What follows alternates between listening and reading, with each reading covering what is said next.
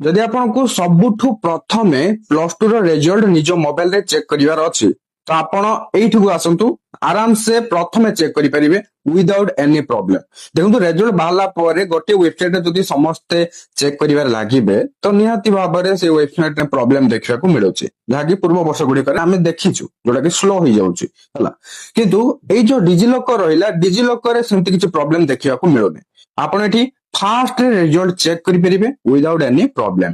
ତ ଡିଜିଲକର ଯୋଉ ୱେବସାଇଟ ରହିଛି ଆପଣ ବି ଚାହିଁଲେ ଗୁଗଲ କିମ୍ବା ଗୁଗଲ କ୍ରୋମ ବ୍ରାଉଜର ସର୍ଚ୍ଚ କରି ଆସିପାରିବେ, ଯାହାକି results.digilokar.gov.in। ଓକେ, ଆପଣ ସର୍ଚ୍ଚ କରି ଆସନ୍ତୁ, ଏଠି ଦେଖିବାକୁ ପାଇଯିବେ council of higher secondary education Odisha, ଯୋଉଟା କି ସିଏଚଏସ୍ ଓଡିଶାର ଏଠି ଲୋଗୋ ବି ଥିବ, ଟେକ୍ସଟ ବି ରହିଛି, ଆପଣ ଏଠି ଦେଖିବାକୁ ପାଉଥିବେ।